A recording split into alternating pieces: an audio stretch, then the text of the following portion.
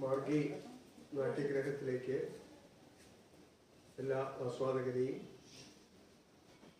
സ്വാഗതം ചെയ്യുന്നു. ഈ വർഷം മാർഗിയുടെ പദ്ധതി അനുസരിച്ച് നവചരിതം സമ്പൂർണമായും കോട്ടയം കഥകൾ 4 സമ്പൂർണമായും അവതരിപ്പിക്കുന്ന ഒരു ഒരു ഒരു പദ്ധതിയാണ് നമ്മളിവിടെ രൂപപ്പെടുത്തിയിട്ടുള്ളത്.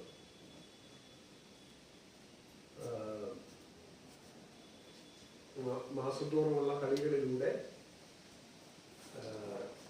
ഈ കഥകൾ ഇവിടുത്തെ സീനിയറായിട്ടുള്ള അധ്യാപകരും യുവ കലാകാരന്മാരും ആവശ്യം പോലെ ചൊല്ലിയാടുകയും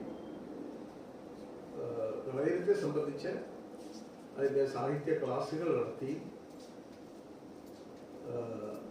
സമ്പൂർണമായി അവതരിപ്പിക്കുക എന്നതാണ്, ഒരു വർഷം കൊണ്ട് അവതരിപ്പിക്കുക എന്നതാണ് ഉദ്ദേശിച്ചിട്ടുള്ളത്. അതിൻ്റെ ഭാഗമായിട്ട് ഇന്നതിൻ്റെ തുടക്കമാണ്. ഇന്ന് 1-ാം ദിവസത്തെ കഥ ആരംഭിക്കുകയാണ്.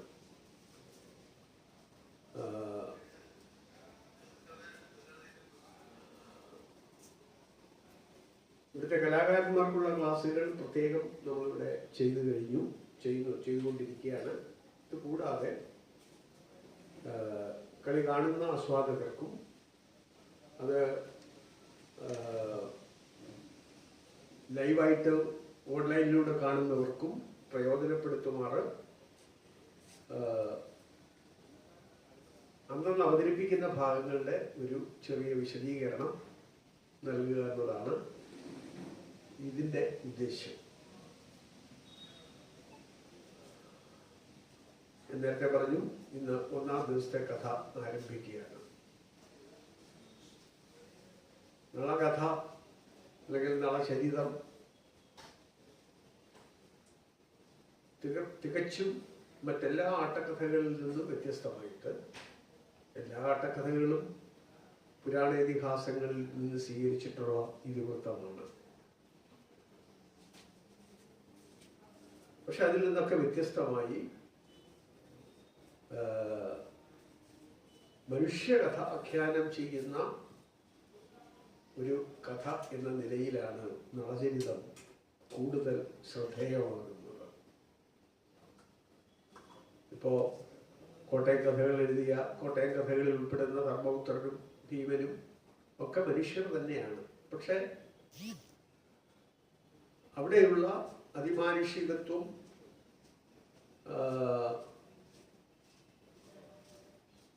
ഇവിടെ നമുക്ക് നളചരിതത്തെ സംബന്ധിച്ചിടത്തോളം അത് ആ ഒരു ഘടകത്തിൻ്റെ സ്വാധീനം വളരെ കുറവാണ്. അതിമാനുഷമായ ഒരു ജീവിതം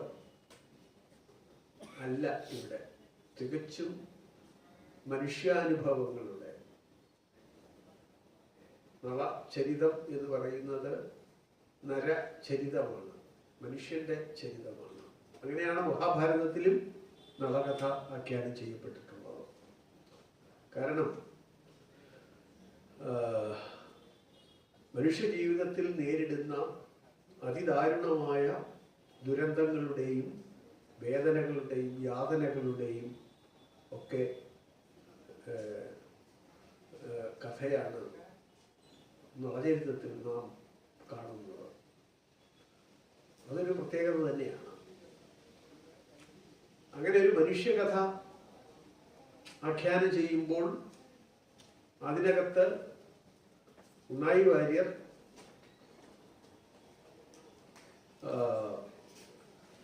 നളദമയന്തിമാരുടെ പ്രണയത്തിലൂന്നുന്ന ഒരു കഥയായിട്ടാണ് അതിനെ ആവിഷ്കരിച്ചിരിക്കുന്നത്. മഹാഭാരതത്തിൽ ഈ കഥ ആഖ്യാനം ചെയ്യുന്നത് തന്നെ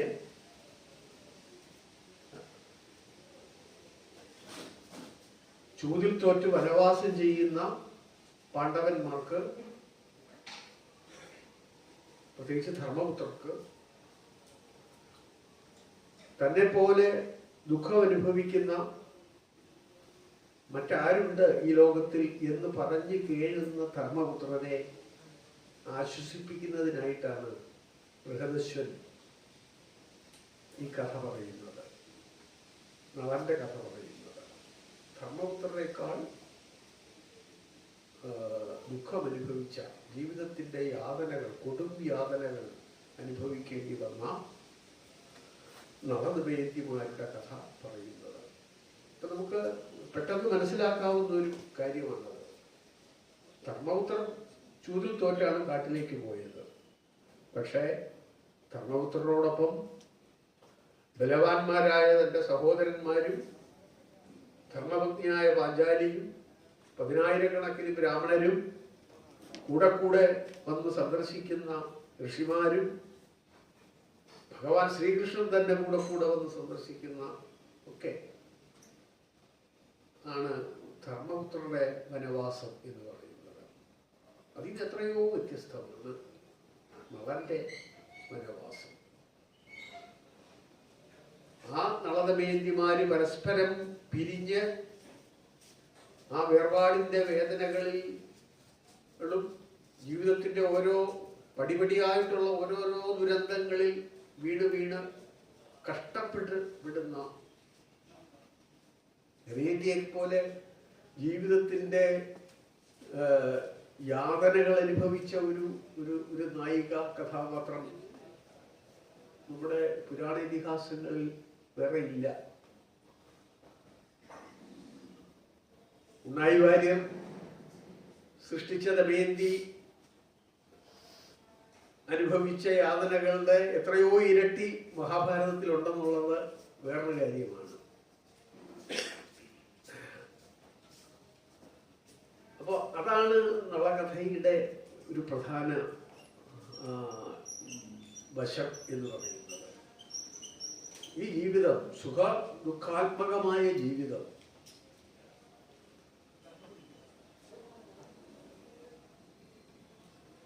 പരസ്പരം കാണാതെ കേട്ടറിഞ്ഞ് പ്രണയമങ്കുരിച്ച് രണ്ടുപേരും ആഗ്രഹിച്ച് ചിരകാലം അഭിലഷിച്ച് അവിടെയും ഒരുപാട് പ്രതിസന്ധികളെ തരണം ചെയ്ത് അവരൊന്നായി തീർന്ന് വിവാഹം ചെയ്ത് ആ ജീവിതത്തിൻ്റെ സുഖം അനുഭവിച്ചു തുടങ്ങുമ്പോൾ തന്നെ കലിബാധയാൽ രാജ്യഭ്രഷ്ടനായി വനത്തിൽ ജീവിച്ച് വിശപ്പകറ്റാൻ പോലും മാർഗമില്ലാതെ പറന്നു വന്ന ചില പൊൻപക്ഷികളെ കണ്ടിട്ട് അതിനെ പിടിച്ചു തിന്നാമെന്ന് കരുതി ഉടുത്തിരുന്ന ഏക വസ്ത്രം വലയായി എറിഞ്ഞപ്പോൾ ആ പക്ഷികൾ ആ വസ്ത്രവും കൊണ്ട് പറന്നുപോയി. ഇങ്ങനെ ഓരോരോ ദുരന്തങ്ങളിലേക്ക് ഇങ്ങനെ വീട് വീണ് പോകുന്ന ആ കഥ ധർമ്മപുത്രനെ സംബന്ധിച്ചിടത്തോളം തന്നെക്കാൾ എത്രയോ ദുഃഖം അനുഭവിച്ച ഒരു രാജാവ് തൻ്റെ വംശത്തിൽ തന്നെ പണ്ടുണ്ടായത് കേൾക്കുമ്പോൾ ഉണ്ടാകുന്ന ഒരു ആശ്വാസം ഉണ്ടല്ലോ. ഈ ആശ്വസിപ്പിക്കൽ അത് ധർമ്മപുത്രനെ മാത്രമല്ല, ജീവിതത്തിൽ വേദന അനുഭവിക്കുന്ന എല്ലാവർക്കും ഈ ആശ്വാസം പകരുന്ന ഒരൗഷധ കൂട്ടാണ് വാസ്തവത്തിൽ നളകഥ എന്ന് പറയുന്നത്. പക്ഷെ ഇത്രയും വലിയ വിപത്തുകളിൽ വീണുഴലുമ്പോഴും ധർമ്മത്തിലുള്ള ശ്രദ്ധ കൈവടിയാതിരുന്നത് കൊണ്ട്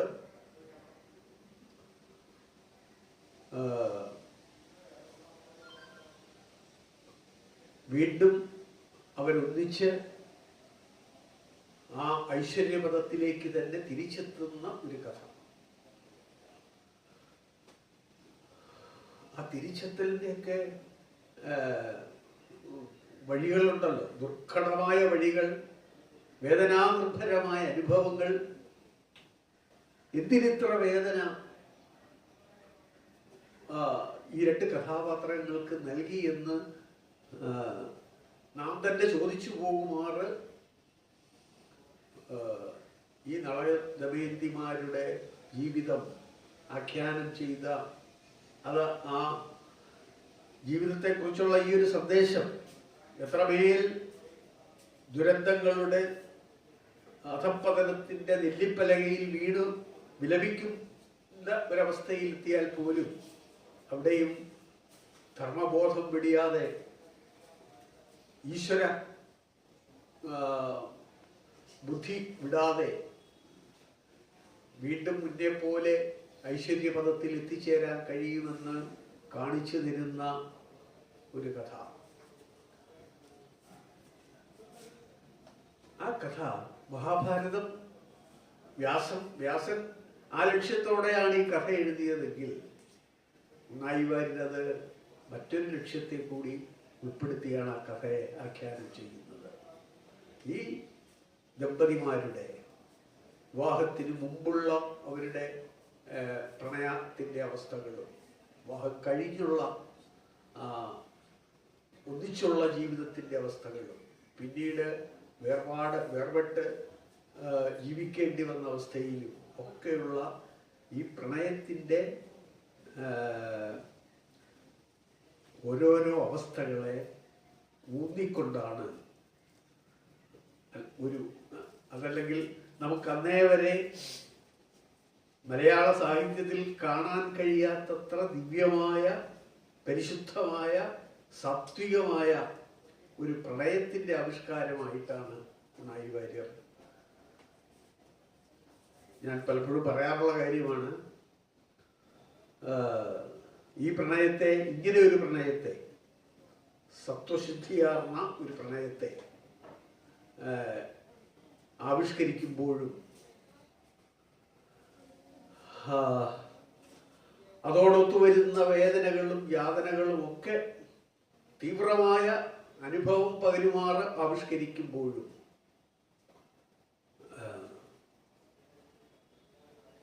ജീവിതം, മനുഷ്യജീവിതം എന്താണെന്ന് കാട്ടിത്തരുമ്പോഴും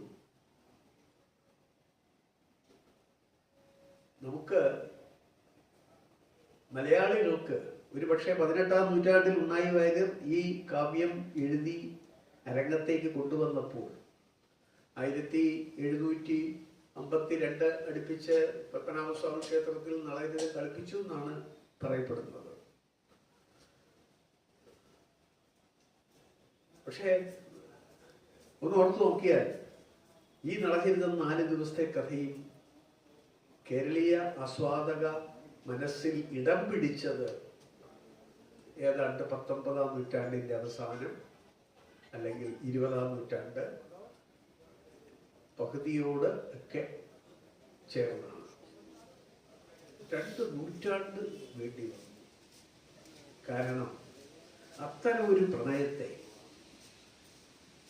മലയാളിക്ക് സങ്കല്പിക്കാൻ ആ കാലത്ത് കഴിഞ്ഞിരുന്നില്ല. സത്വശുദ്ധിയാർന്ന ഒരു പ്രണയം, വിശുദ്ധമായ പ്രണയത്തെ, ഒരു ദാമ്പത്യ ജീവിതത്തെ സങ്കല്പിക്കാൻ, മനസ്സിലാക്കാൻ, ഉൾക്കൊള്ളാൻ മലയാളിക്കാവുമായിരുന്നില്ല. ആധുനിക കാലത്താണ്, ഒരുപക്ഷെ നമ്മുടെയൊക്കെ ഈ കാലഘട്ടത്തിലാണ് നളചരിതം വേണ്ടവണ്ണം ആസ്വദിക്കപ്പെട്ടു തുടങ്ങിയത് എന്നുള്ളത് ഒരു സത്യമാണ്. കഥകളി അരങ്ങുകളിൽ ഇന്ന് മറ്റെല്ലാ കഥകളെ അപേക്ഷിച്ചും നളചരിതത്തിനുള്ള സ്വീകാര്യത എത്ര വലുതാണ് എന്ന് ആലോചിച്ച് നോക്കിയാൽ, കഴിഞ്ഞ കാലത്തോട് താരതമ്യം ചെയ്യുമ്പോൾ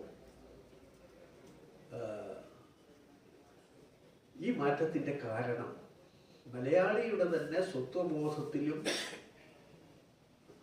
പ്രണയസങ്കല്പങ്ങളിലും സ്ത്രീ പുരുഷ ബന്ധങ്ങളിലെ സങ്കല്പങ്ങളിലും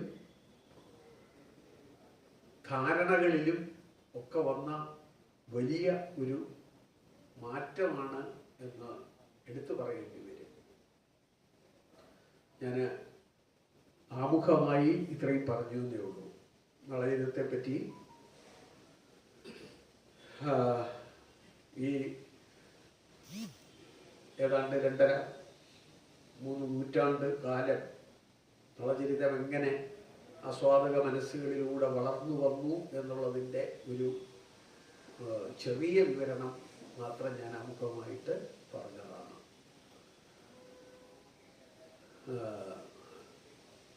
നമ്മളിവിടെ ഒന്നാം ദിവസത്തിലേക്ക് കടക്കുകയാണ്. ഇന്നിപ്പോൾ ഇവിടെ അവതരിപ്പിക്കുന്നത് നാരദ മഹർഷി നളനെ കാണാൻ എത്തുന്നിടം മുതൽ ഹംസത്തെ തൻ്റെ പ്രണയദൂതനായി നളൻ ദമയന്തിയുടെ അടുത്തേക്ക് നിയോഗിക്കുന്നത് വരെയുള്ള വളരെ കുറച്ച് ഭാഗമാണ്. അത്രേ ചെയ്യാൻ കഴിയുള്ളൂ. 3 മണിക്കൂർ കൊണ്ട് നന്നായിട്ട് ചെയ്യണമെങ്കിൽ. ഒന്നാം ദിവസം തന്നെ അടുത്ത മാസം 2 ദിവസമായിട്ട് ചെയ്ത് തീർക്കാനാണ് ഉദ്ദേശിക്കുന്നത്. ഒന്നാം ദിവസം തുടങ്ങുമ്പോൾ ഒരു ശ്ലോകമുണ്ട്. വളരെ വിചിത്രമായ അത്ഭുതകരമായ ഒരു ശ്ലോകം നൈവാൻ എഴുതിയിട്ടുണ്ട്.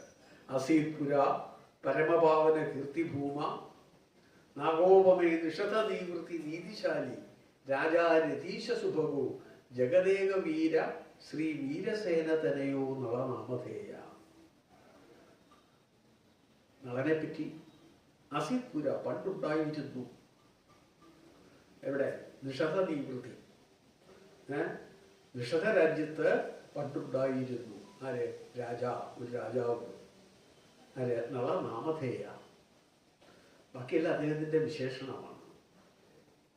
നളനാമധേയ വീരസേന തനയനായി, വീരസേനപുത്രനായി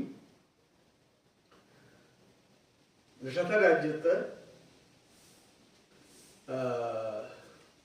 നളനാമധേയനായി നളൻ എന്നു പേരോട് കൂടിയതായ ഒരു രാജാവ് ഉണ്ടായിരുന്നു.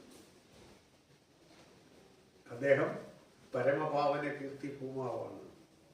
പരമപാവനമായ അതിവിശുദ്ധമായ കളങ്കമില്ലാത്ത കീർത്തിയുടെ പ്രതിരൂപമാണ് അദ്ദേഹം. പരമപാവന കീർത്തിഭൂമ. അദ്ദേഹം ഭരിക്കുന്ന രാജ്യമാകട്ടെ നാഗോപമാണ്, സ്വർഗതുല്യമാണ്, നീതിശാലിയാണ്. ജഗദേക വീര, ജഗത്തിലെ ഏകവീരൻ. ജഗദേക വീര ശ്രീ വീരസേന തനയോ.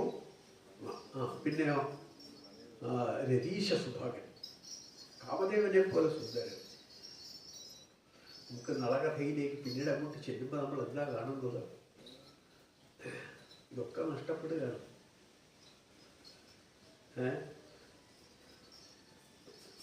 രാജാ ആസീത്, നിഷധരാജ്യത്ത് രാജാവ് ഉണ്ടായിരുന്ന ആ രാജാധിപത്യം നഷ്ടപ്പെട്ടു. ആ രാജ്യം പുഷ്കരന്റെ കയ്യിൽ അതിന്റെ സ്വർഗതുല്യമായ അവസ്ഥയൊക്കെ പോയി.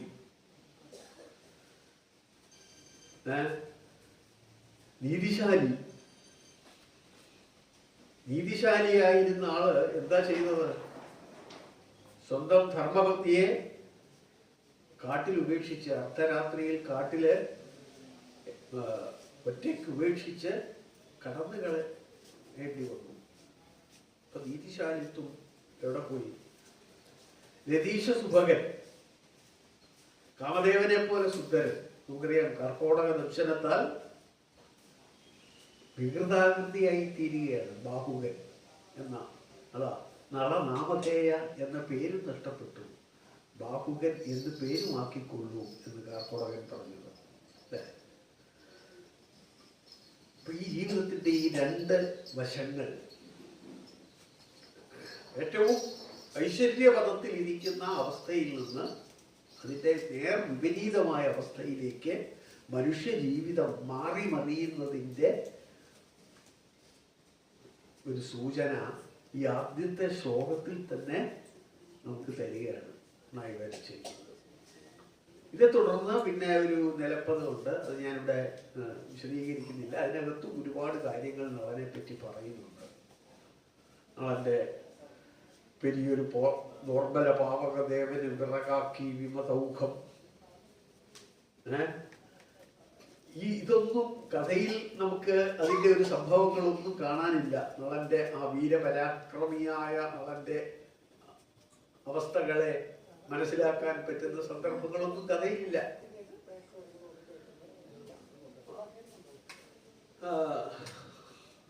അതുപോലെ കലിശമൻ ഔഷധ രസമയ ചരിതൻ,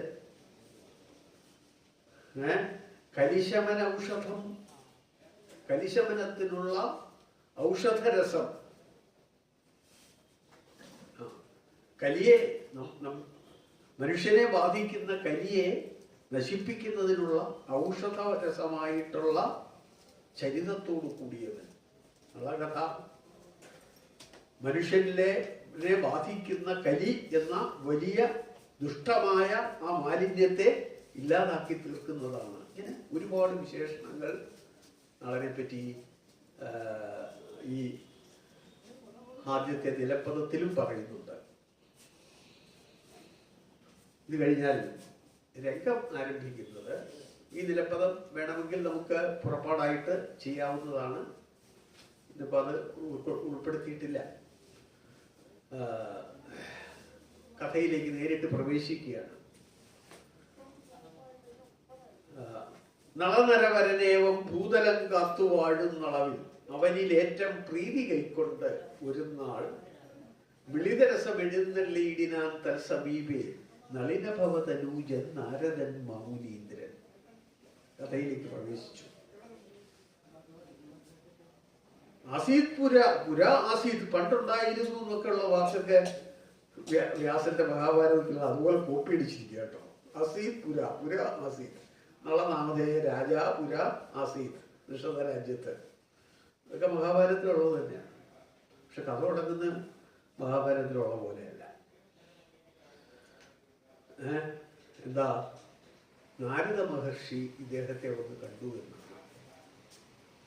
ഈ നാരദ മഹർഷി കഥയിലെ ഒരു പ്രധാന കഥാപാത്രമാണ്. ആ പാടെ രണ്ട് സന്ദർഭങ്ങളിലേ വരുന്നുള്ളൂ, പ്രത്യക്ഷത്തിൽ വരുന്നുള്ളൂ. ഒന്ന്, കഥ തുടങ്ങുമ്പോൾ ഈ നളന്റെ മനസ്സിൽ ദമയന്തിയോടുള്ള പ്രണയത്തിന്റെ വിത്ത് ഒന്ന് പാകുക, അതാണ് ചെയ്യുന്നത്.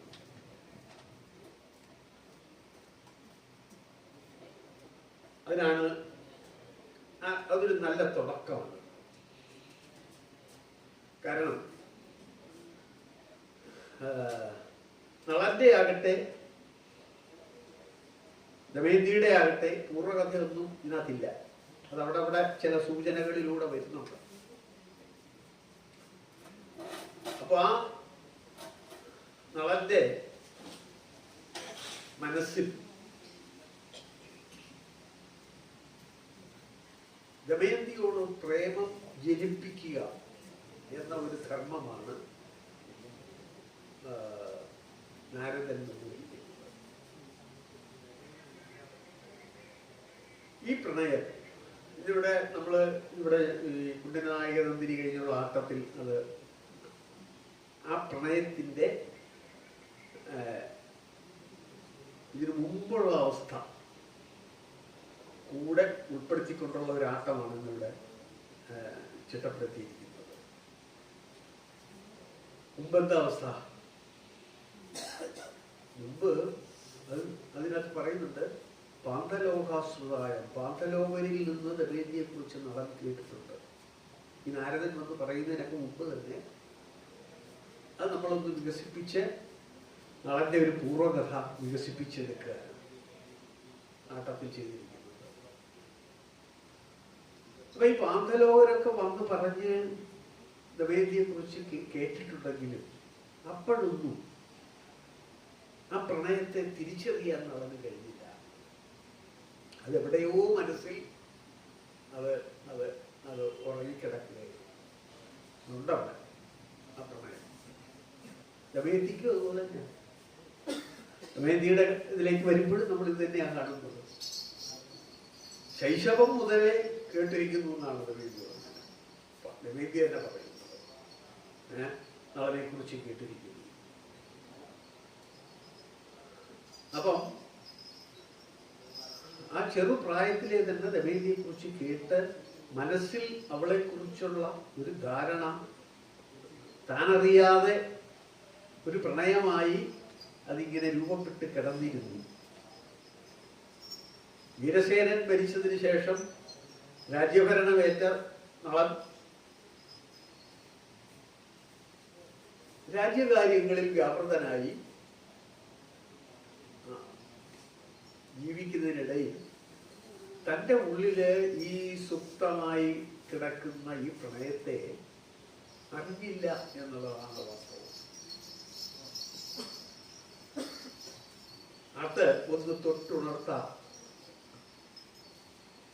അതിനെ അതിനെ അതിനെ ഉണർത്തി എടുക്കാൻ ഉള്ള ഒരു ഉപാധിയായിട്ടാണ് നാരദ മഹർഷിയെ ആദ്യം പ്രവേശിപ്പിക്കുന്നത്. അപ്പോ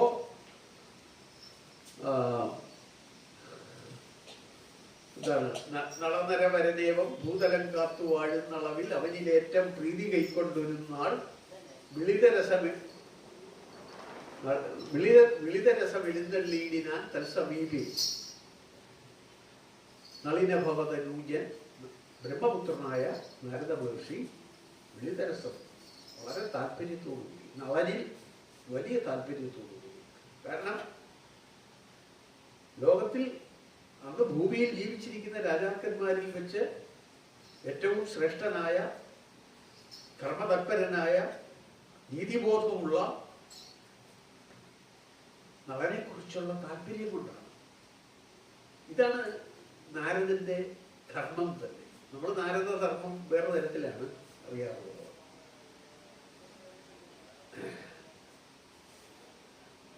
നാരദന്റെ ധർമ്മം എന്ന് പറയുന്നത്, നാരദന്റെ വാക്കിന്റെ അർത്ഥം തന്നെ നരനെ കുറിച്ച് അറിയുന്നവൻ, നരനെ കുറിച്ചുള്ള ജ്ഞാനം നൽകുന്നവൻ ആണ് നാരദൻ. അപ്പോ ലോകം മുഴുവൻ സഞ്ചരിച്ചുകൊണ്ടിരിക്കുന്ന ആളാണ്. അതൊക്കെ ഈ പദത്തിനകത്ത് വരുന്നുണ്ട്. ഇയാളുടെ നാരദന്റെ 7 ലോകത്തിലും ഇങ്ങനെ സഞ്ചരിച്ചുകൊണ്ടേയിരിക്കുന്ന ആളാണ്. ഈ സഞ്ചാരമെല്ലാം ലോകത്തിൽ ധർമ്മം നിലനിന്ന് കാണുന്നതിന് വേണ്ടിയിട്ടാണ്. എവിടെ അധർമ്മം വ്യാപിക്കുന്നു അവിടെ നാരദന്റെ ഇടപെടൽ ഉണ്ടാകും. അപ്പൊ ആ ധർമാധികാര്യാന്വേഷണം ചെയ്യുന്ന നാരദൻ ഈ നളന് അനുരൂപയായ ഒരു വധു ദമയന്തിയാണെന്ന് മനസ്സിലാക്കി ഇതാണ് എത്തുന്നത്. അല്ലാതെ ഒരു നാരദക്രിയ നമ്മുടെ ഒക്കെ ധാരണയിൽ ഉള്ള ഒരു നാരദ ക്രിയ അല്ല അവിടെ സംഭവിക്കുന്നത്. അതുകൊണ്ട് തന്നെയാണ് നമുക്ക് പിന്നീട് നോക്കി അറിയാം, ദേവലോകത്തിൽ നിന്ന് ഈ നാരദൻ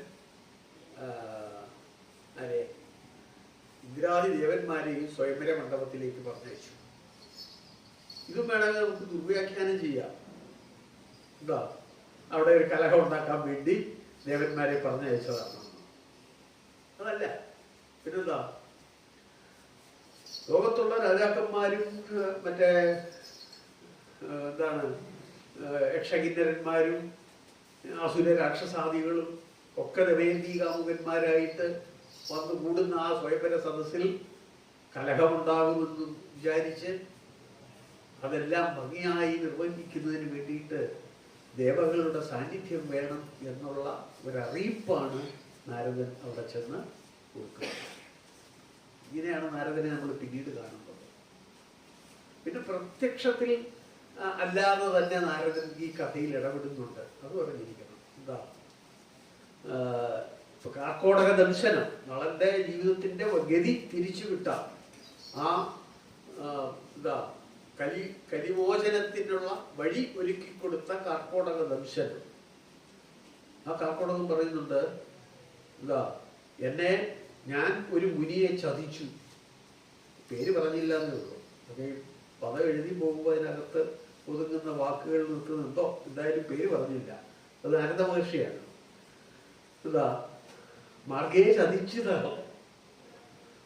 ആ മഹർഷിയാകട്ടെ ദീർഘമൊരു ശാപം തന്നു. അങ്ങനെയാണ് ഞാൻ ഈ കാട്ടുതീയിൽ വീണുപോയത്. അപ്പൊ പിന്നെ ശാപമോക്ഷവും തന്നു. എന്താ, നളൻ വന്ന് നിന്നെ രക്ഷിക്കുന്നു. അങ്ങനെയാണ് കാർക്കോടകനുമായിട്ടുള്ള ആ ഒരു സംഗമത്തിന് വഴിയൊരുക്കി കൊടുക്കുന്നതും ഈ നാരദനാണ്. നമ്മളെ കഥ അവസാനം ദമയന്തി നളന്മാരുടെ പുനഃസമാഗമം കഴിഞ്ഞ് പുഷ്കരനെ ജയിച്ച് രാജ്യം വീണ്ടെടുത്ത് നളദമയന്തിമാരുടെ നൈഷധത്തിൽ വീണ്ടും നളൻ സിംഹാസനസ്ഥനാകുന്ന സന്ദർഭത്തിൽ സർവമംഗളങ്ങളും ആശംസിക്കാൻ വീണ്ടും നാരദ മഹർഷി ഏറ്റവും ഒടുവിലത്തെ രംഗത്തിൽ എത്തിച്ചേരും. കഥയുടെ ഒരു നിർവാഹകനായി നാരദൻ ചെയ്യുന്ന കാര്യങ്ങളും ശ്രദ്ധിക്കേണ്ടതാണ്. അപ്പോൾ ഇങ്ങനെ ഇത്രമേൽ തൻ്റെ ശ്രേയസ്സിനെ കരുതി എത്തിയ ആ മഹർഷിവര്യനെ നളൻ സൽക്കരിച്ച് സ്വീകരിക്കുന്ന ഒരു പദത്തോടു കൂടിയാണ് നളകഥ ആരംഭിക്കുന്നത്. ഭഗവൻ നാരദ വന്ദേഹം. നളചരിതം പദങ്ങൾ പല സന്ദർഭങ്ങളും സാധാരണ മലയാളിക്കും മനസ്സിലാകുന്നത് അർത്ഥം പറയേണ്ട കാര്യമില്ല. കൂടുതൽ അർത്ഥം വേണമെങ്കിൽ നമുക്ക് വ്യാഖ്യാനിക്കാം. കുഴപ്പം ഈ കൂടുതൽ അർത്ഥം വ്യാഖ്യാനിച്ച് വഴിതെറ്റി പോകുന്ന സന്ദർഭങ്ങൾ ധാരാളമാണ്. അപ്പോൾ ശരിയായ അർത്ഥം ഏത്? ഈ അർത്ഥബോധം,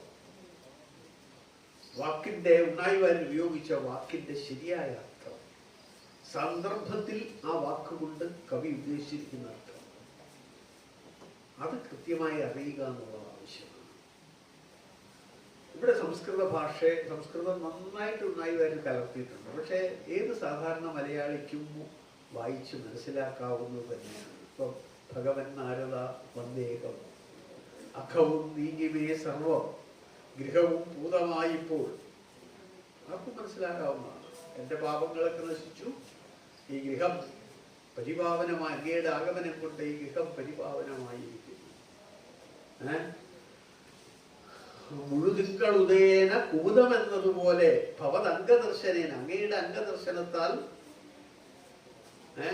മുഴുതിങ്കൾ ഉദിക്കുമ്പോൾ ആമ്പൽ എങ്ങനെയാണോ അതുപോലെ എൻ്റെ മനസ്സ് വികസിച്ചിരിക്കുന്നു, വിടരുന്നു. എന്തിനി ചെയ്യേണ്ടു നിന്തിരുവടി ചൊല്ലാൻ, നിന്തിരുവടിയുടെ ആജ്ഞയാൽ. സാധാരണ ഈ മഹർഷിമാരൊക്കെ രാജാക്കന്മാരെ കാണാൻ വരുന്നത് എന്തെങ്കിലും ആവശ്യങ്ങൾക്കായിരിക്കും. യാഗം നടത്തുന്നു, ഇങ്ങനെയൊക്കെയാണല്ലോ മഹർഷിമാർ വരുന്നത്, അല്ലേ? അപ്പൊ അവരുടെ ആഗ്രഹം സാധിച്ചു കൊടുക്കുക എന്നുള്ളത് രാജാക്കന്മാരുടെ ധർമ്മമാണ്. അതുകൊണ്ടാണ് ചോദ്യം, എന്തിനി ചെയ്യുന്നു നിന്തിരുവടി ചൊല്ലാൻ എന്നത്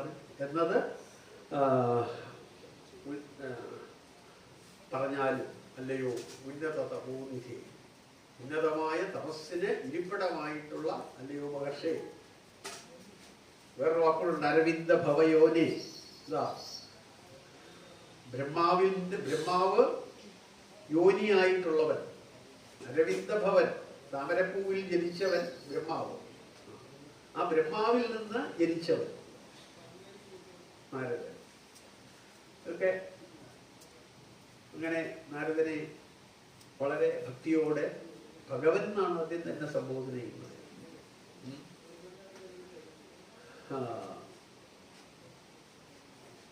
അങ്ങയുടെ കൽപ്പന കേൾക്കാൻ ഞാൻ കാത്തു നിൽക്കുന്നു എന്ന് പറഞ്ഞപ്പോൾ നാരദൻ, ഭീഷിത രിപു നികര നൈഷഥ നീ കേൾക്ക വീര.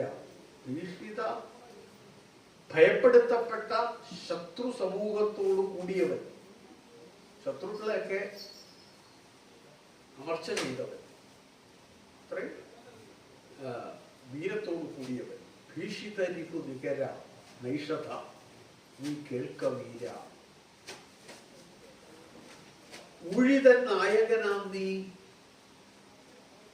പാഴിലാക്കിയതല്ല ജന്മം. മഹർഷി പറയുകയാണ്, ഭൂമിക്ക് അധിപനായിരിക്കുന്ന, ചക്രവർത്തിയായിരിക്കുന്ന നീ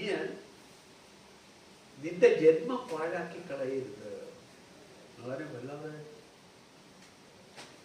വിഷമിപ്പിച്ച ഒരു, ഞാൻ എൻ്റെ ജന്മം പാഴായിരുന്നു അല്ലേ, ഞാൻ എന്താണ് ഒരു പിഴ ചെയ്തത് എന്ന് സംശയമുണ്ടാക്കുന്ന ഒരു പ്രസ്താവമാണത്. ഊഴിതൻ നായകനാം നീ പാഴിലാക്കിയിടല്ല ജന്മം. എന്നിട്ടിടയ്ക്ക് ഒരു കാര്യം പറയുന്നു. എന്താ അത്? സാറിന് അരങ്ങത്ത് ചെയ്യാറില്ല, നാഴിക തികച്ചൊരു നാൾ വാഴുവേലിൻ്റെ ഒരിടത്തും. എൻ്റെ സ്വഭാവം നിനക്കറിയാമല്ലോ.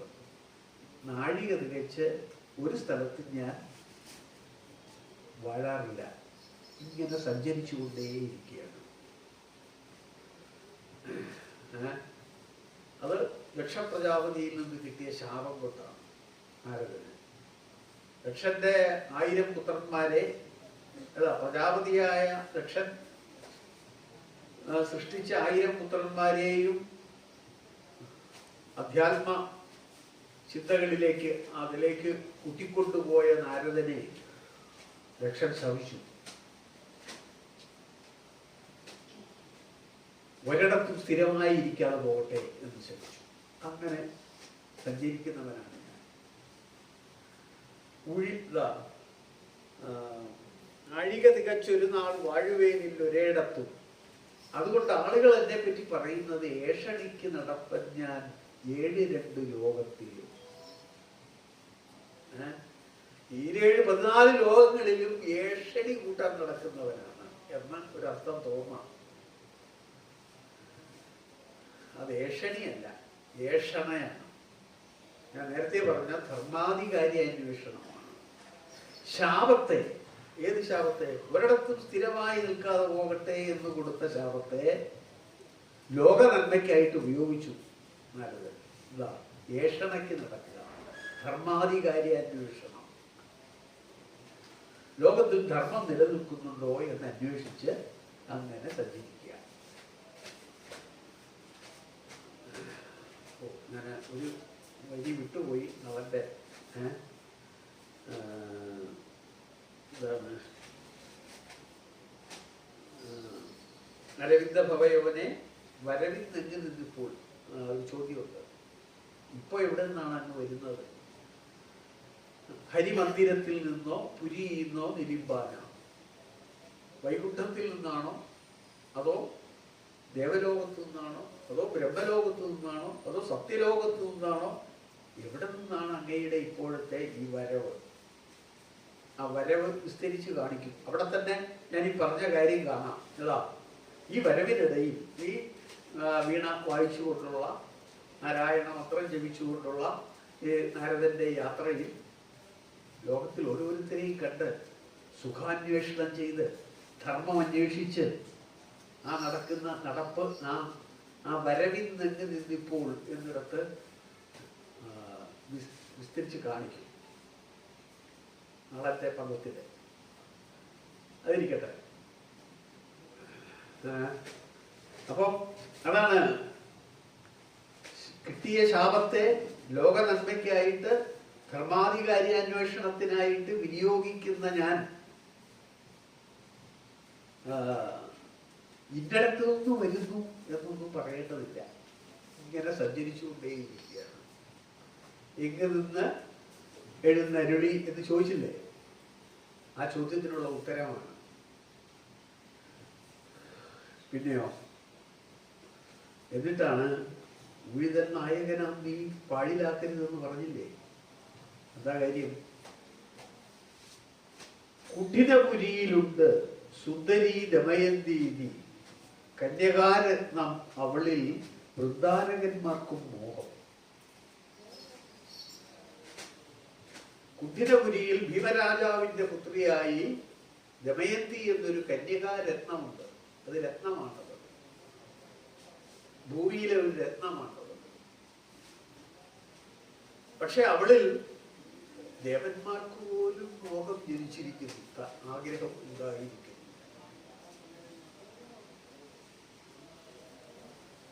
ദമയന്തിയെ കുറിച്ച് നാരദനിൽ നിന്ന് ആദ്യം കേൾക്കുന്നതാണിത്. അപ്പൊ ഓർത്തുള്ളില് പണ്ട് തന്നെ താൻ ധാരാളം കേട്ടിരിക്കുന്നു ഇതേപ്പറ്റി. പക്ഷെ അദ്ദേഹം ഇപ്പൊ പറയുന്നത് എന്താ? വൃന്ദാരകന്മാർക്കും മോഹം. പിന്നെ ഞാനെന്തിനാ ആഗ്രഹിക്കുന്നു? അല്ലെ, ദേവന്മാരാഗ്രഹിക്കുന്ന ഒരു പെണ്ണിനെ ഞാൻ ആഗ്രഹിക്കണം. അതിൽ പല ഒരു അധർമ്മമുണ്ട് ഒരു രാജാവിനെ സംബന്ധിച്ചിടത്തോളം, പ്രത്യേകിച്ച് നളനെ പോലൊരു രാജാവിനെ, അല്ലെ എന്ന് നളന്റെ മനസ്സിൽ തോന്നുമ്പോഴേക്കും അടുത്ത പ്രസ്താവം എന്താണ്? രത്നമെല്ലാം നിനക്കുള്ളൂ, രാജാവായ നിനക്കാണ് ഭൂമിയിലെ രത്നങ്ങൾക്കെല്ലാം അവകാശം. രത്നമെല്ലാം നിനക്കുള്ളൂ, യജ്ഞമേ ദേവകൾക്കുള്ളൂ. യജ്ഞം മാത്രമേ ദേവകൾക്കുള്ളൂ. യജ്ഞം എന്ന് പറഞ്ഞാൽ കവിർഭാഗം. യജ്ഞത്തിലെ, ഭൂമിയിൽ ചെയ്യുന്ന യാഗത്തിലെ കവിർഭാഗം മാത്രമേ ഭൂമിയിൽ നിന്ന് ദേവന്മാർക്ക് അവകാശപ്പെട്ടതായുള്ളൂ. ഭൂമിയിലെ രത്നങ്ങളൊക്കെ രാജാക്കന്മാരുടെ അധീനതയിലാണ്. അപ്പോ ഈ കന്യകാരത്നം നിനക്കുള്ളതാണ്. യജ്ഞം ഏതദർത്ഥം ധ്രുവസപ്തമ നിനക്ക് യോഗ്യം. ഏതദർത്ഥം യജ്ഞം, അവളെ ലഭിക്കാനായി കൊണ്ടുള്ള യജ്ഞം നിനക്ക് യോഗ്യം. ഇതാണ് നാരദൻ വന്ന് അറിയിച്ചിട്ട് ഇവിടെ കുറച്ചാട്ടമുണ്ട്. ഈ കാര്യങ്ങളൊക്കെ തന്നെയാണ് ആടുന്നത്. ദേവന്മാര് ശമിക്കില്ലേ, നിഗ്രഹാനുഗ്രഹ ശക്തിയുള്ള ദേവന്മാര്, ഞാൻ കേവലം മനുഷ്യനായിട്ടുള്ള ഞാൻ ഒരു ദേവന്മാരാഗ്രഹിക്കുന്ന ഒരു പെണ്ണിനെ ആഗ്രഹിക്കുന്നത് അധർമ്മമാവില്ലേ, അവര് ശമിക്കില്ലേ എന്നൊക്കെയുള്ള ചോദ്യമുണ്ട്. അപ്പോഴും നാരദന്റെ മറുപടി ഇത് തന്നെയാണ്, ഇല്ല, നിനക്ക് അവകാശപ്പെട്ടതാണ്. അതുകൊണ്ട് അതിനുള്ള യത്നം ചെയ്താലും എന്ന് പറഞ്ഞ് നാരദൻ പോയി കഴിഞ്ഞാൽ അവിടെ ഒരു ശ്ലോകമുണ്ട്.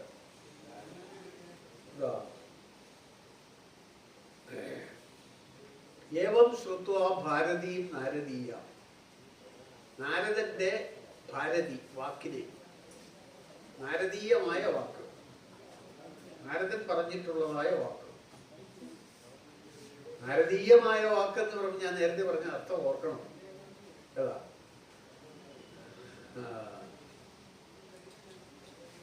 യഥാർത്ഥ നരനെ കുറിച്ചുള്ള വിശ്വാസ്യമായ ജ്ഞാനത്തെ നൽകുന്ന നാരദീയമായ വാക്ക്. നാരദൻ പറഞ്ഞാൽ അത് വിശ്വസിക്കാം. അപ്പൊ ആ മഹർഷിയുടെ വാക്ക്, ഉന്നത തപോനിധിയായ ആ മഹർഷിയുടെ വാക്ക്, ഏവം ശ്രുത്വ കേട്ടിട്ട്, ഇപ്രകാരമുള്ള വാക്കിനെ കേട്ടിട്ട്, പൂർവം തസ്യാം പാന്തലോകാശ്രുതായ. അപ്പൊ ഓർത്തു, പണ്ട് മുമ്പേ തന്നെ പാന്തലോകരിൽ നിന്ന്, വഴിപോക്കരിൽ നിന്ന്, തന്റെ രാജ്യത്ത് വന്നു പോകുന്ന ബ്രാഹ്മണരും മറ്റുമൊക്കെ ആയിട്ടുള്ള വഴിപോക്കരിൽ നിന്ന്, പാന്തലോകാൽ ശ്രുതായ കേൾക്കപ്പെട്ടവൾ, അറിയപ്പെട്ടവൾ, പാന്തലോകരിൽ നിന്ന് കേൾക്കപ്പെട്ടവൾ, തസ്യ അവളുടെ, അവളിൽ സക്തം ചിത്തം, ചിത്തം ശക്തമായി, മനസ്സക്തമായി. ഇതാണ് ഞാൻ പറഞ്ഞത്. നേരത്തെ തന്നെ ദമയന്തിയെ കുറിച്ച് കേട്ട് ഉണ്ടായിരുന്ന ആ ഇത് മനസ്സിലിങ്ങനെ ഉറങ്ങിക്കിടന്നിരുന്ന ആ ഒരു പ്രണയം അങ്കുരിക്കുകയാണ്. അങ്ങനെ മനസ്സ് ശക്തമായി, അവളിൽ ശക്തമായി. സക്തം ചിത്തം തസ്യ വൈദർഭപുത്രിയ, ആ വൈദർഭപുത്രിയിൽ മനസ്സ് ശക്തമായി. യാഗം സാതങ്കാതിരേകാതിലീന, സാതങ്കം, ആതങ്കത്തോടുകൂടി. എങ്ങനെയുള്ള ആതങ്കം? അതിരേകം, ഏറ്റവും വർദ്ധിച്ച ആതങ്കത്താൽ, വിഹുലതയാൽ, ആശങ്കയാൽ, അതിദൂരമായി ഭവിച്ചു. അത്യന്തം വേദനിക്കുന്ന മനസ്സോടുകൂടിയവനായി ഭവിച്ചു. അവിടെ ലഭിക്കാൻ തനിക്ക് എന്താണ് ഉപായം എന്നാൽ ജാതം സാതങ്ക അതിരേക അതിദൂന, അതിദൂനം, അതിദൂനമായി തീർന്നു. അത്യന്തം വേദനയോടുകൂടിയ മനസ്സോടുകൂടിയവനായി തീർന്നു. ഇവിടെയാണ് വളരെ പ്രസിദ്ധമായ കുണ്ഠിതനായിക നന്ദിനി എന്നാരംഭിക്കുന്ന പദം. പാടിക്കേൾക്കാനും അഭിനയിക്കാനും ഒക്കെ ഏറെ വകയുള്ള ഒരു മനോഹരമായ പദമാണ് കുണ്ഠിതനായിക നന്ദിനി. കുണ്ഠിതനായിക നന്ദിനിക്കൊത്തൊരു പെണ്ണില്ല മഞ്ഞിലെന്ന് കേട്ടു മുന്നേ. ഈ കുണ്ഠിതനായകന്റെ നന്ദിനിക്ക് തുല്യം ആയ ഒരു പെണ്ണ്, അവളെപ്പോലെ സൗശല്യാദി ഗുണഗണങ്ങളോടുകൂടിയ ഒരു പെണ്ണ് മഞ്ഞിലില്ല, ഭൂമിയിലില്ല എന്ന് ഞാൻ നേരത്തെ കേട്ടിട്ടുണ്ട്. ഇപ്പം നാരദന്റെ വാക്ക് കേൾക്കുമ്പോൾ എന്താ മനസ്സിലാകുന്നത്? വിണ്ണിലുമില്ല, സ്വർഗത്തിലുമില്ല. വിണ്ണിലുമില്ല നൂനം അന്യലോകത്തിങ്കലും. 14 ലോകങ്ങളിലും അവളെ പോലെ സുന്ദരിയായ ഒരു കന്യകാരൻ നാം വേറെ ഇല്ലെന്നാണ് നാരദന്റെ വാക്കുകളിൽ നിന്ന് മനസ്സിലാക്കേണ്ടത്. ഒരു പാന്തലോകന് പറഞ്ഞപ്പോൾ വിചാരിച്ചതാ ഭൂമിയിൽ ഏറ്റവും സുന്ദരി അവളാണെന്നാണ്. അതല്ല, സ്വർഗത്തിലും ബ്രഹ്മലോകത്തും എവിടെ അന്വേഷിച്ചാലും അവളെ പോലെ സൗഭാഗ്യവതിയായ ഒരു പെണ്ണ് വേറെ ഇല്ല എന്ന് വന്നിതു നാരദേരിതം നിനയ്ക്കുമ്പോൾ. നാരദന്റെ വാക്ക് നിനയ്ക്കുമ്പോൾ ഇങ്ങനെ തന്നെ കരുതേണ്ടി ഇരിക്കുന്നു. അവരവർ ചൊല്ലിക്കേട്ടേൻ അവൾ തൻ ഗുണഗണങ്ങൾ. അവളുടെ ഗുണഗണങ്ങളെ പറ്റി അവരവർ ഓരോരുത്തർ,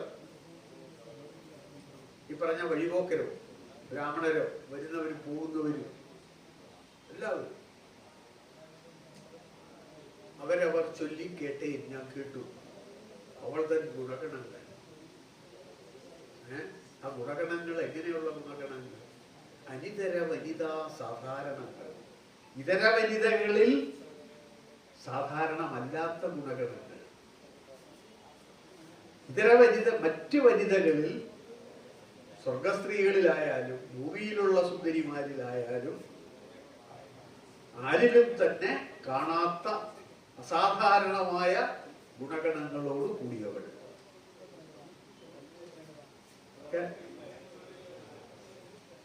സംഗീതത്തിന്റെയും അഭിനയത്തിന്റെയും ഒക്കെ നല്ല സന്ദർഭമാണ് ഈ വരികളൊക്കെ.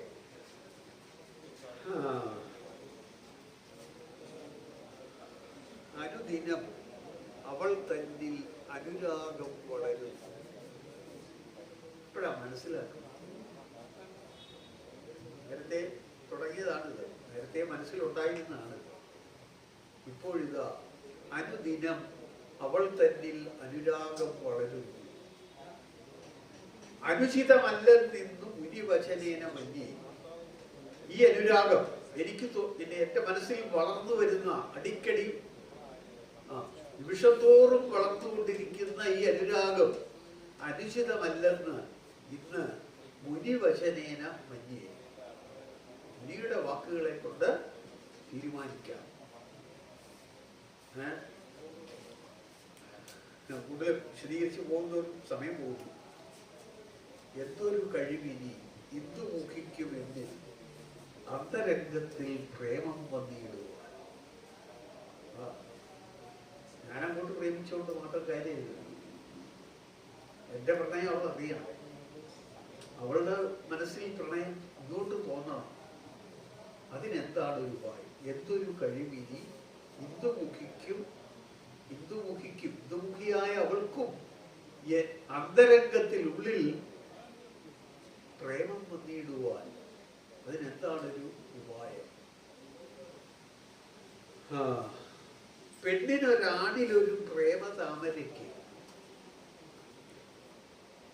പ്രേമതാമര ഇതൊക്കെ ഉമ്മായിമാരുടെ സവിശേഷമായ പ്രയോഗങ്ങളാണ്. പ്രേമമാകുന്ന താമര. ഈ പ്രേമം മനസ്സിൽ അതിന്റെ വിത്ത് വീണ് അത് അങ്ങ് അടിത്തട്ടിലാണ്, വെള്ളത്തിന്റെ ജലാശയത്തിന്റെ അടിത്തട്ടിലാണ് അത് വീഴുന്നത്. അവിടെ മുളച്ച് അത് മുകളിലേക്ക് വന്ന് ആ പായൽ തുടങ്ങിയ പ്രതിസന്ധികളെയൊക്കെ തരണം ചെയ്ത് അത് ജലോപരി വന്ന് ഇലയിട്ട് മുട്ടിട്ട് പൂവായി ആ പൂവ് വിടർന്ന് ആ പ്രേമതാമരയുടെ സൗരഭ്യം പരക്കുക എന്നുള്ള ആ പ്രേമത്തിന്റെ ഘട്ടങ്ങളുണ്ടല്ലോ.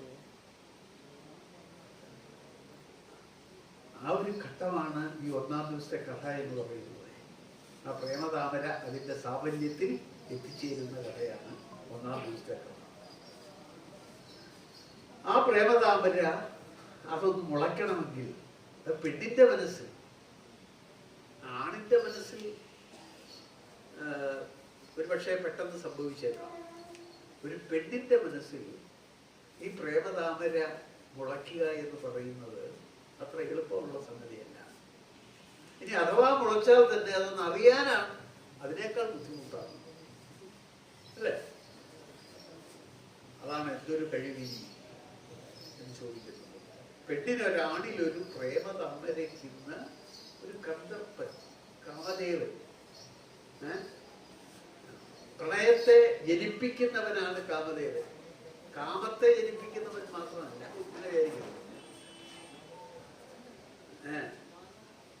ഒരു കാമദേവൻ, ഒരു സഹായി ആവശ്യമുണ്ട്.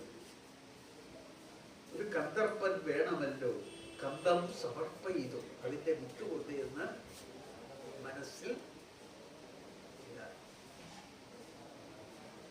എനിക്കാരാണ് സഹായം? വിധുമുഖിയുടെ രൂപമധുരത കേട്ട് മമ വിധുരത വന്നു. വിധുമുഖിയായ, ചന്ദ്രമുഖിയായ ദമയന്തിയുടെ രൂപമധുരത, രൂപത്തിന്റെ മാധുര്യം, ഓരോരോ അവയവങ്ങളുടെയും വേറിട്ട് വേറിട്ട് ഓരോരോ അവയവത്തിനുള്ള സൗന്ദര്യം, അതേപോലെ തന്നെ എല്ലാ അവയവങ്ങളും ചേർന്നുള്ള സർവാംഗീണമായ സൗന്ദര്യം, അതും വേണം. അതാണ് രൂപമധുരത. കണ്ണു താമരപ്പൂ പോലെ അല്ലെങ്കിൽ മറ്റേ പുരികം മറ്റേതുപോലെ ഒക്കെ കഥകളിക്കാർ കാണിക്കും, അല്ലേ? അതുകൊണ്ടായില്ല. പിന്നെന്താ? അതെല്ലാം ചേർന്നുള്ള സർവാംഗീണമായ സൗന്ദര്യം, അതാണ് രൂപമധുരത. ആ രൂപമധുരതയെ കുറിച്ച് കേട്ട് കേട്ട് കേട്ട് വിധുരത വന്നു. വൈധുര്യം, വിധുരനായി തീർന്നിരിക്കുന്നു. അതാണ് ഈ അയോഗ വിപ്രലംബത്തിന്റെ ഒരു അവസ്ഥയാണ്.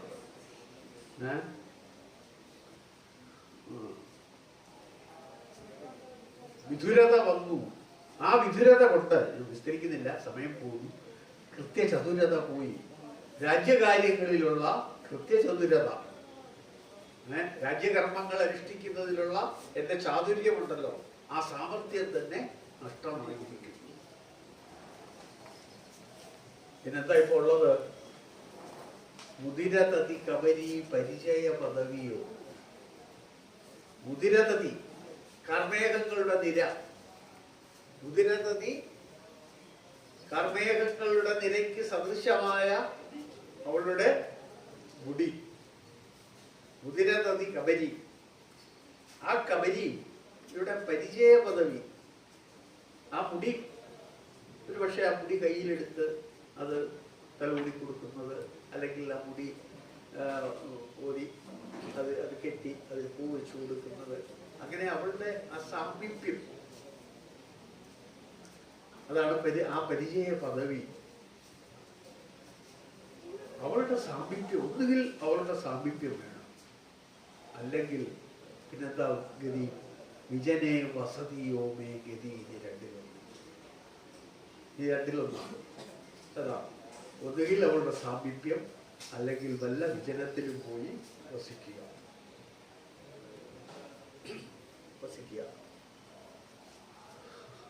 അപ്പോ ഇത് കഴിഞ്ഞാണ് ഈ ഞാൻ നേരത്തെ പറഞ്ഞ ആട്ടം. ഞാനൊന്ന് ചെറുതായിട്ടൊന്ന് വിരിക്കാം. കുറച്ച് മാറ്റത്തോടു കൂടിയാണ് ഇവിടെ ചെയ്യുന്നത്. അതായത് ബ്രഹ്മനന്ദനായ നാരദ മഹർഷി വന്ന് എൻ്റെ മനസ്സിൽ ദമയന്തിയെക്കുറിച്ചുള്ള അനുരാഗത്തിൻ്റെ അറിയിച്ചിട്ട് പോയി. അദ്ദേഹം പോയി. മുമ്പ് തന്നെ പാണ്ഡലോകരിൽ നിന്ന് ദമയന്തിയെക്കുറിച്ച് ഞാൻ ധാരാളം കേട്ടിരിക്കുന്നു. അപ്പം ഇങ്ങനെ ആലോചിച്ചിട്ട് എൻ്റെ ബാല്യകാലത്ത് ഒരിക്കൽ ദമന മഹർഷി ഇവിടെ വന്നു. അച്ഛൻ്റെ കൊട്ടാരത്തിൽ വന്നു, വീരസേനൻ്റെ കൊട്ടാരം. ദമന മഹർഷി ഇവിടെ എത്തി. അപ്പോൾ അദ്ദേഹത്തെ സൽക്കരിച്ചൊക്കെ ഇരുത്തി. അവിടെ അത് ആട്ടമായിട്ടാണ്. അപ്പോൾ ദമന മഹർഷി രാജാവ് അദ്ദേഹത്തെ സൽക്കരിച്ചു കഴിഞ്ഞപ്പോൾ ദമന മഹർഷി പറഞ്ഞു, ഞാനിപ്പോൾ വിദർഭ രാജ്യത്ത് നിന്ന് വരികയാണ്.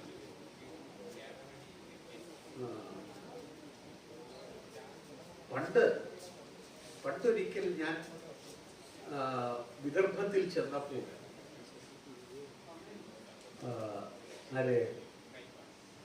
ഈ ഭീമരാജാവ് പുത്രനില്ലാത്തത് കൊണ്ട്, മക്കളില്ലാത്തത് കൊണ്ട് അത്യന്തം ദുഃഖിച്ചിരിക്കുന്നത് കണ്ടു. അദ്ദേഹം ആ സങ്കടം എന്നോട് പറഞ്ഞു. അപ്പോൾ സൽപുത്രൻ ഉണ്ടാകട്ടെ എന്ന് ഞാൻ അനുഗ്രഹിച്ചു. ആ അനുഗ്രഹത്തിൻ്റെ ഫലമായിട്ട് ഒരു പുത്രിയും 2 പുത്രന്മാരും അദ്ദേഹത്തിന് ഉണ്ടായി. ഇപ്പോൾ ഞാൻ വിദർഭത്തിൽ ചെന്ന് ആ കന്യകയെ കണ്ടിട്ട് വരികയാണ്. ആ കുട്ടിയെ, ബാലികയെ. അവളുടെ സൗന്ദര്യ അല്ലെങ്കിൽ അവളുടെ സ്വഭാവ ഗുണം ലോകോത്തരമാണ് എന്നൊക്കെ പറഞ്ഞിട്ട് ദമന മഹർഷി ഈ ബാലനായ നളനെ ഒന്ന് നോക്കി, ഒന്ന് കടാക്ഷിച്ചു. അപ്പോൾ അത് അന്ന് ബാലനായിരുന്ന എന്നെ നോക്കി മഹർഷി അങ്ങനെ കടാക്ഷിച്ചതിൻ്റെ അത് എന്തുകൊണ്ടായിരിക്കാം? ഇങ്ങനെ ബാല്യകാലം മുതൽക്ക് തന്നെ ആ മനസ്സിൽ ദമയന്തിമുഖമായ പ്രണയം ഇങ്ങനെ അറിയാതെ ഉള്ളിൽ വരുന്നതിൻ്റെ ഒരാട്ടമാണ് നമ്മളിവിടെ ചിട്ടപ്പെടുത്തിയിട്ടുള്ളത്. അപ്പോൾ അവിടെ പിന്നെ ബ്രാഹ്മണര് പലരും വന്ന് ദമയന്തിയുടെ ഗുണഗണങ്ങളെ പറ്റി പറയുന്നത്. പക്ഷെ അവളെ ലഭിക്കാൻ എനിക്ക് ആരാണ് സഹായം? ആരുമില്ല, സഹായത്തിന് ആരുമില്ല. അതുകൊണ്ട് രാജ്യകാര്യങ്ങളൊക്കെ അല്ല, അവിടെ വേറെ 1-2 ആട്ടങ്ങൾ കൂടിയുണ്ട്. ഇങ്ങനെ വിഷണ്ണനായിരിക്കുമ്പോൾ ആകാശത്ത് ചന്ദ്രനെ കാണുന്നു, ചന്ദ്രനോട് അപേക്ഷിക്കുന്നു, അല്ലേ ചന്ദ്ര, നിന്റെ ശീതളങ്ങളായ രശ്മികളെ കൊണ്ട് എന്നെ നീ സ്പർശിക്കുമ്പോൾ അതേ സമയത്ത് തന്നെ നിന്റെ രശ്മികൾ ദമയന്തിയിലും അരികിലും വീഴുന്നുണ്ടാവുമല്ലോ. ആ രശ്മികളെ കൊണ്ട് നീ എൻ്റെ ഈ വേദന അവളെ ഒന്ന് അറിയിക്കുമോ? ചന്ദ്രങ്ങളെല്ലാം കൂസലുണ്ടോ? നീ കേട്ടില്ലേ ഞാൻ പറയുന്നത്? ഇതൊക്കെ ചന്ദ്രൻ, നീ അങ്ങനെ എൻ്റെ കുലനാഥനല്ലേ? എൻ്റെ വേദന നീ മനസ്സിലാക്കുന്നില്ലേ? ഞാൻ എന്താ ഈ വിഡിതം പറയുന്നത് അല്ലേ എന്ന് പെട്ടെന്ന് സ്വബോധം ലഭിച്ചു. ഇനി ഞാൻ എന്താ ചെയ്യുക? അപ്പോഴാണ് ആകാശത്ത് മേഘങ്ങൾ കൊമ്പുകുത്തി കളിക്കുന്ന, പതിച്ച ഗജങ്ങളെ പോലെ കൊമ്പുകുത്തി കളിക്കുന്നത് മേഘത്തോട് ആവശ്യം. ഈ മേഘത്തോട് പറഞ്ഞാൽ പക്ഷേ ഈ മേഘങ്ങൾ കാറ്റിന് അനുകൂലമായി സഞ്ചരിച്ച് അവിടെ ചെല്ലുമല്ലോ, ഇന്ന് വിദർഭത്തിൽ എത്തുമല്ലോ അല്ലേ? അപ്പോൾ എന്നാ ഈ മേഘത്തോട് പറയാമെന്ന് മേഘത്തോട് പറയും. തൻ്റെ വിരഹ ദുഃഖത്തെ അവളോട് ചെന്ന് അറിയിക്കാനാണ്. പക്ഷേ മേഘവും ഒന്നും ഒരു പ്രതികരണവും ഇല്ലാതെ അത് ഇങ്ങനെ പറഞ്ഞു ഇല്ല. ഞാനാകെ ഭ്രാന്ത് പിടിച്ചിരിക്കുന്നു. ചേതനാചേതന വ്യത്യാസം പോലും ഇല്ലാതെ ഞാൻ എൻ്റെ പ്രണയത്തെ ഞാനിങ്ങനെ ഞാനിങ്ങനെ ചെയ്തുകൊണ്ടിരിക്കുകയാണ്. ആളുകൾ കണ്ടാൽ എന്ത് പറയും? ഇത് കൊട്ടാരത്തിൽ വരുന്ന ജനങ്ങൾ പറയും, ആ നളമഹാരാജാവ് ഒരു എന്തോ വിചാരിച്ചിങ്ങനെ ഒന്നും ചെയ്യാതെ രാജ്യകാര്യങ്ങളും താല്പര്യമില്ലാതെ ആയി തീർന്നിരിക്കുന്നു. വീരസേനൻ്റെ പുത്രനായ ഇദ്ദേഹത്തിന് എന്താണ് സംഭവിച്ചത് എന്നൊക്കെ ആളുകൾ എന്നെ പരിഹസിക്കില്ലേ? അതുകൊണ്ട് വേണ്ട, ഇവിടെ കൊട്ടാരത്തിൽ മാറി താമസിക്കുക തന്നെ. അതുകൊണ്ട് വിജനമായ ഒരു ഉദ്യാനത്തിലേക്ക് ഉദ്യാന മന്ദിരത്തിലേക്ക് പോവുക തന്നെ.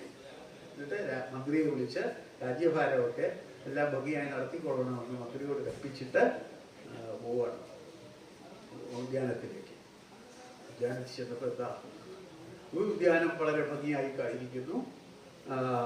ഇവിടെ എല്ലാ വൃക്ഷലതാദികളൊക്കെ പൂത്ത് നമ്മൾ അടുത്ത 2-ാം ദിവസത്തെ വേദിയുടെ പദത്തിലേക്ക് വരുന്നുണ്ട്. ഈ ഉദ്യാനത്തിൻ്റെ മഹത്വം എന്താണ്? അങ്ങനെ ശോഭിച്ചു കാണുന്നു ഈ ഉദ്യാനം. പക്ഷെ അങ്ങനെ ഇവിടെ നടന്ന് ഓരോ കാഴ്ചകൾ കണ്ട് മനസ്സിന് ഒരു സുഖം ഉണ്ടാവട്ടെ എന്ന് വിചാരിച്ച് ഇങ്ങനെ നടക്കുമ്പോൾ ഒരു വൃക്ഷം, ഒരു മഹാവൃക്ഷം, ആ വൃക്ഷത്തിൽ ഇങ്ങനെ ലതകൾ ചുറ്റിപ്പടർന്ന് കിടക്കുന്നു. ആ മുല്ലവള്ളിയാണ്. ആ മുല്ലവള്ളിയിലെ മുല്ലപ്പൂക്കൾ, മുല്ലമൊട്ടുകൾ ഇങ്ങനെ വിടർന്നു വരുന്ന കാഴ്ച കാണുന്നു. അപ്പോൾ ഈ മുല്ലവള്ളി ഈ തേന്മാവിനെ ആലിംഗനം ചെയ്ത് നിൽക്കുന്ന ദൃശ്യം കാണുമ്പോൾ ഇതുപോലെ എൻ്റെ പ്രിയതമ എന്നെ ആലിംഗനം ചെയ്യുന്നത് ആലോചിച്ചു. വേണ്ട, ഇത് പറ്റില്ല, ഇവിടെ അവിടെ വേറെ സ്ഥലത്ത് ഇങ്ങനെ 2-3 കാഴ്ചകൾ കണ്ട് ആണ് എന്താ നിർജ്ജനമെന്നതേ ഉള്ളൂ ഗുണമോ നിശ്ചയം ഉദ്യാനത്തിൽ. ഇവിടെ ഒരു സംഗതി ഉണ്ട്. ഈ ആട്ടം ഇങ്ങനെ കുതിരനായകത്തിന് കഴിഞ്ഞ് നേരെ ഈ ആട്ടത്തിലൂടെ ഉദ്യാനത്തിലെത്തി അവിടെ തിരശ്ശീല പിടിച്ചൊരു ശോകമൊക്കെ ഉള്ളത് നമ്മൾ ഒഴിവാക്കിയിരിക്കുകയാണ്. നേരെ ഉദ്യാനത്തിലെത്തി കഥനേന മുനേരനേന രാജാവ്. വലിയ കാര്യമൊന്നുമില്ല ശ്ലോകത്തിൽ തന്നെ, ഈ ആട്ടത്തിൽ തന്നെ വരുന്ന കാര്യങ്ങളാണ്. ഉദ്യാനം കണ്ട് ഉദ്യാനവും തനിക്ക് ഒരു സ്വാസ്ഥ്യവും നൽകുന്നില്ല എന്ന് മനസ്സിലാക്കിയിട്ടാണ് ആ പദം ആരംഭിക്കുന്നത്. നിർജ്ജനം എന്നതേ ഉള്ളൂ ഗുണമോ നിശ്ചയം ഉദ്യാനം. അവിടെ കുറെ പടുതമന്മകന്റെ പടവീടാണിത്. ഭാവീതട വിടവികളേറെ പടവിടികൾ ഒക്കെ കണ്ടിട്ട് ദുസ്സഹമായിട്ട് തിരിച്ചു പോവുക തന്നെ. അങ്ങനെ തിരിയാൻ ഭാവിച്ചപ്പോഴാണ് പെട്ടെന്ന് ആ പൊയ്കയില് വർണ്ണം പലതായി പിന്നീട് മന്നങ്ങൾ ഉന്നമ്രമോദവിരുന്ന് ലഭിപ്പതിൽ ഒന്നുണ്ടിവിടെ സ്വർണവർണ്ണം തടവും ഇവൻ എന്റെ സരസ. എന്തൊരത്ഭുതം! ഇങ്ങനെ സ്വർണവർണ്ണത്തോടു കൂടി അരയന്നത്തെ താൻ ഇതുവരെ കണ്ടിട്ടില്ല. പലതരം രാജഹംസങ്ങളും മല്ലികാക്ഷങ്ങളും തുടങ്ങിയ ഹംസങ്ങൾ പലതരം ഉണ്ട്, പല നിറങ്ങളിൽ. പക്ഷെ സ്വർണവർണ്ണമായ ഒരു അരയന്നത്തെ, മുഴുവൻ സ്വർണവർണ്ണമായ ഒരു അരയന്നത്തെ കണ്ടിട്ടില്ല. എന്നെ സരസ നന്നേ നിതരാം ഇവൻ. ഇവൻ ഏറ്റവും നന്ന് തന്നെ കൈക്കൽ വരുന്നാകിൽ എത്രയും ചിത്രധരാങ്കൻ ഇവൻ എന്ന്. അത് പിന്നീട് രംഗത്തെ ഇപ്പൊ പിന്നെ ഹംസത്തിന്റെ പ്രവേശമാണ്. ഹംസം ബ്രഹ്മലോകത്തു നിന്ന് വരുന്നതായിട്ടാണ് അവതരിപ്പിക്കുന്നത്. ബ്രഹ്മാവിന്റെ കൽപ്പന എന്താണ്? ഈ ഭൂമിയിൽ നളദമയന്തിമാരെ തമ്മിൽ യോജിപ്പിക്കാൻ നീ പോയി ശ്രമിച്ചാലും എന്ന് ബ്രഹ്മദേവന്റെ കൽപ്പന അനുസരിച്ച് ഞാനിതാ ഭൂമിയിലേക്ക് പുറപ്പെട്ടിരിക്കുകയാണ് എന്ന് പറഞ്ഞാണ് രംഗത്തെ കയറി പിടിക്കുന്നു. ഇണക്കാമെന്നോർത്തൻ ഇതമൊന്ന് പിടിച്ചോരളവിലെ കനക്കും ശോകം പൂണ്ടവനത വിനോദ അതികരുണ. അപ്പോ അവന്റെ ശിവശിവ എന്ത് ചെയ്യൂ ഞാൻ എന്നുള്ള പദം അവിടെയൊക്കെ ഈ ഹംസം ഒരു കാര്യം നമ്മൾ ആലോചിക്കണം. ഹംസം ഇങ്ങനെ വളരെ ലൗകികനായി എൻ്റെ ഭാര്യ മരിച്ചു, അല്ല എന്നെ കൊന്നു കഴിഞ്ഞാൽ എൻ്റെ ഭാര്യയും മരിച്ചു, കുട്ടികളും ഇല്ലാതാവും, എൻ്റെ കുലവിലകിലവും അറുതി വന്നിതു എന്നൊക്കെ പറയുന്നെങ്കിലും നമ്മളൊരു കാര്യം ആലോചിക്കണം. ഇതൊരു ദിവ്യ ഹംസമാണിത്. ബ്രഹ്മാവ് അയച്ച ഒരു ഹംസം തന്നെയാണിത്. നളനെ ഒന്ന് പരീക്ഷിക്കുകയാണ് ഹംസം ഇവിടെ ചെയ്യുന്നത്. എന്താ നളന്റെ ഭൂതതയ, നളന്റെ സ്വഭാവ ഗുണം.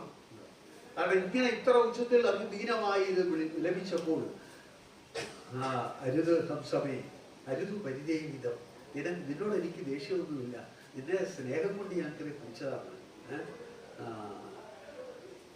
ഇതാ നിന്നെ ഞാൻ വിട്ടിരിക്കുന്നു. ഹംസം പെട്ടെന്ന് പറന്നു പോയിട്ട് ആലോചിച്ചു, ഇവൻ അർഹിക്കുന്നവനാണ്. ആ വിചാരത്തോടു കൂടി ഹംസം വീണ്ടും തിരികെ നളന്റെ അടുത്ത് വന്ന് ഊർജിതാശയ പാർത്ഥിവാർത്തവ ഞാൻ ഉപകാരം ചെയ്യാം. ഊർജിതാശയനായ രാജാവെ അങ്ങേക്ക് ഞാൻ ഉപകാരത്തെ ചെയ്യാം. എന്താ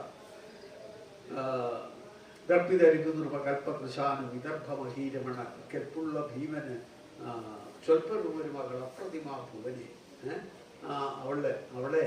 അവളെ ലഭിച്ചാൽ മാത്രമേ നിന്റെ ജീവിതം അന്വർത്ഥം സഫലമാവുകയുള്ളൂ. അതെനിക്ക് വരം. നിങ്ങളെ തമ്മിൽ കൂട്ടിച്ചേർക്കുന്ന ജോലി ഞാൻ പദം മുഴുവൻ വ്യാഖ്യാനിക്കാൻ സമയമില്ല, ഒരുപാട് പോയിരിക്കുന്നു. അതെനിക്ക് ഫലം തരവേണമെന്ന് അതിനായ അനുമതി. അപ്പോഴാണ് നളന്റെ മറുപടി. ഒട്ടും വിശ്വസിക്കാൻ കഴിയാത്ത ഒരു അവസ്ഥയിലേക്കാണ് നളൻ എത്തിയത്. ഒരുവൻ സഹായമില്ലെന്ന് ഗുരുതര വേദനയോടുകൂടി ഇരിക്കുന്ന സമയത്ത് ബ്രഹ്മകൽപ്പനയാൽ തന്നെ ഒരു അരയന്നം തൻ്റെ അടുത്ത് തനിക്ക് സഹായം ചെയ്യാമെന്ന് പറഞ്ഞ് തൻ്റെ പ്രണയത്തെ, തൻ്റെ പ്രിയതമെ അറിയിക്കാൻ അവൻ പോയി എല്ലാം ശരിയാക്കി വരുന്നുണ്ട് എന്ന് കേട്ട് സന്തുഷ്ടനായ നളൻ, പ്രിയമാനസ നീ പോയി വരെയെന്ന് പ്രിയയോടെൻ്റെ വാർത്തകൾ ചൊല്ലുക. പ്രിയമാനസൻ എന്നുള്ള വാക്ക് ഗുണായിവായവർക്ക് എല്ലാവർക്കും ഉപയോഗിക്കാൻ പറ്റിയില്ല. അത് ശ്രീകൃഷ്ണന്റെ നൈഷധീയത്തിലെ ഇഷ്ടമാനസ എന്ന് പ്രയോഗിച്ചിട്ടുണ്ട്.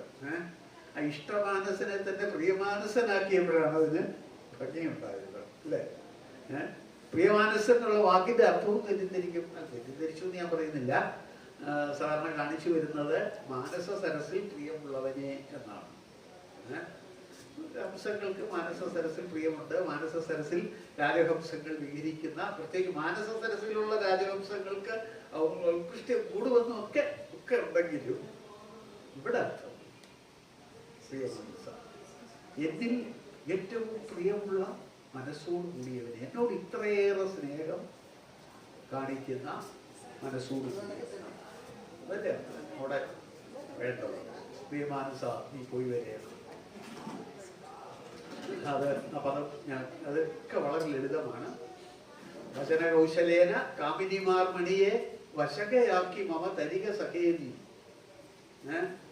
നിന്റെ വചനകൗശലം, അത് ആ മൂജിതാശയ പാർത്ഥിവ എന്നുള്ള ഒരു പദത്തില് എന്താ വാക്കുകൾ കൊണ്ട് നൃത്തം ചെയ്യുന്ന ഒരു ഖണ്ഡമാണത്. നിന്റെ വാക് സാമർഥ്യം കൊണ്ട് അവളെ എനിക്ക് വശകയാക്കി തന്നാലും എന്ന് പറഞ്ഞ് ഹംസത്തെ അയക്കുകയാണ്.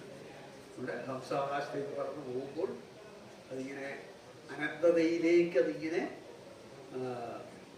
മറയുന്നത് ദൃഷ്ടിയിലൂടെ കാണുന്ന നളനോടുകൂടിയാണ് ഈ രംഗം അവസാനിക്കുന്നത്. അവിടെ വരെയാണ് ഇന്ന് ചെയ്യുന്നത്. ഇന്ന് അരങ്ങത്ത് കലാമണ്ഡലം അതുലാണ് നളന്റെ വേഷം ചെയ്യുന്നത്. ജ്യോതിഷ് നാരദൻ, ഹംസം കലാമണ്ഡലം വിഷ്ണുവുമാണ്. പിന്നെ പാട്ട് മാർഗി ബൈജു, മാർഗി വിഷ്ണു, ചെണ്ട മാർഗി വേണുഗോപാൽ, മാർഗി കൃഷ്ണകുമാർ, മാർഗി ഗണേശ്, മദ്ദളത്തിലെ രത്നാകരൻ, ശരിയില്ല, അനന്തു ശങ്കർ, ഗണേശ് എല്ലാവരും ഉണ്ട്. ചുട്ടി ശ്രീകുമാർ വിഷ്ണു, എന്തായാലും കോഴിക്കോട് വേണു, മാർഗി അനിരുദ്ധൻ, ജോബി തുടങ്ങിയ അനേകക്കാര്, നമ്മുടെ പ്രിയപ്പെട്ട കലാകാരന്മാരെ എല്ലാവരെയും അഭിനന്ദിച്ചുകൊണ്ട് നമ്മുടെ ഈ വർഷത്തെ നളചരിത യജ്ഞം ഇവിടെ ആരംഭിക്കുകയാണ്. ഈ നിറഞ്ഞ സദസ്സിന് എൻ്റെ വിനീതമായ നമസ്കാരം.